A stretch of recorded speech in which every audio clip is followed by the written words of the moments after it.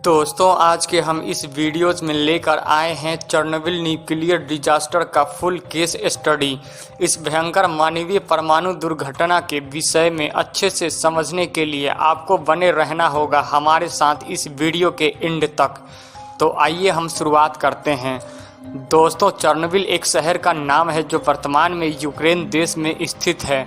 उस दिन जब यह भयंकर मानवीय परमाणु दुर्घटना घटित हुआ तब यूक्रेन यूएसएसआर का अभिन्न अंग हुआ करता था।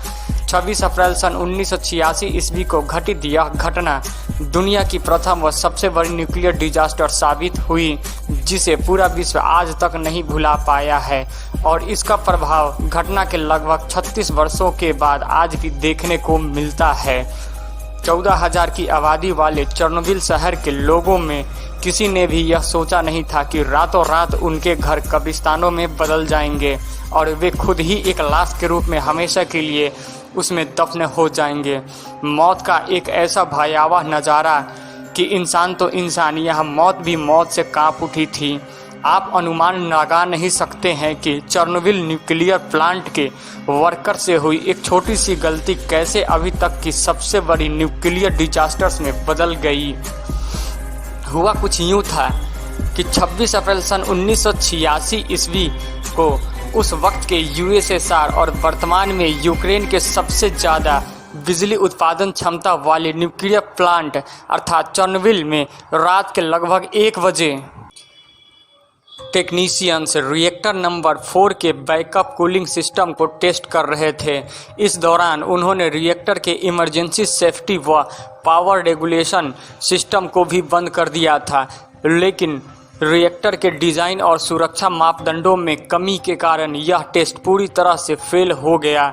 न्यूक्लियर रिएक्टर एक स्टीम इंजन की तरह होता है जिसमें यूरेनियम के नाभिकीय विखंडन होने से बहुत ज़्यादा हीट उत्पन्न होता है जो अपने आसपास के पानी को स्टीम अर्थात वाष्प में बदल देता है। अब यह स्टीम उसमें लगे टरबाइन्स को रोटेट कराती है जिससे कि बिजली पैदा होता है।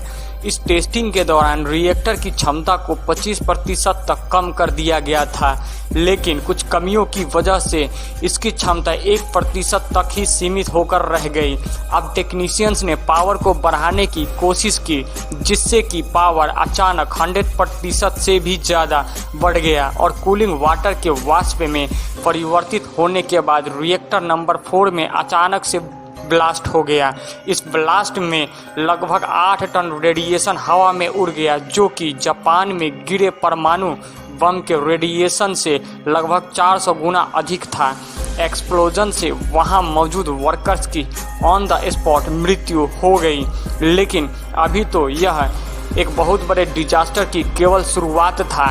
अब आगे जो हुआ उसने अभी तक के सबसे बड़े न्यूक्लियर डिजास्टर में बदल दिया। रेडिएशन लीक होने के बाद भी चेरनोबिल के आसपास के रिहायशी एरियाज को खाली नहीं कराया गया। दुर्घटना के अगले ही दिन सभी लोग रोजाना की तरह अपने अपने काम पर निकल गए व बच्चे भी स्कूल गए। अब रेडिएशन वहां के सड़कों व हवा में फैल चुका था जिससे कि सभी लोग धीरे धीरे बीमार होने लगे। लोगों को उल्टियां व बेचैनी होने लगी। लोगों को यह भी पता नहीं था कि आखिर उनके साथ हो क्या रहा है और न ही उनके पास खुद के बचाव और सुरक्षा का कोई अनुभव या उपाय था। रिएक्टर नंबर 4 में हुए ब्लास्ट के 36 घंटों के बाद पूरे शहर को खाली कराया गया।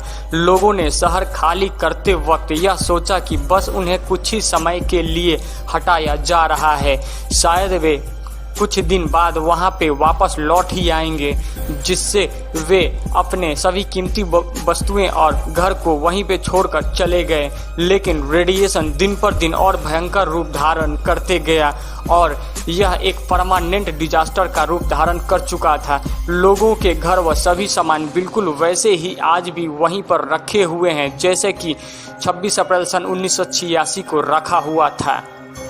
पावर प्लांट के 30 किलोमीटर के दायरे में सभी एरियाज को खाली करा लिया गया था।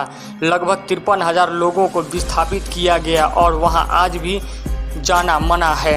इस ब्लास्ट के बाद रिएक्टर में लगी हुई आग को बुझाने के लिए हेलीकॉप्टर की सहायता से बहुत सारे प्रयास किए गए, लेकिन इसे बुझाने में लगभग 15 दिनों से अधिक तक का समय लगा था।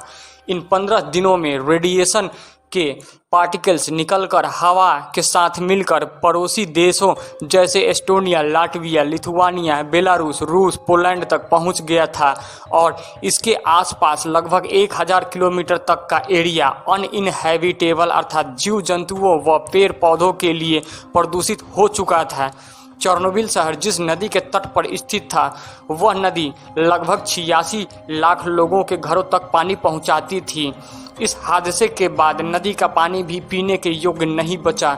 इस घटना के कुछ महीनों बाद बहुत सारे लोग रेडिएशन की वजह से बेमौत मारे गए।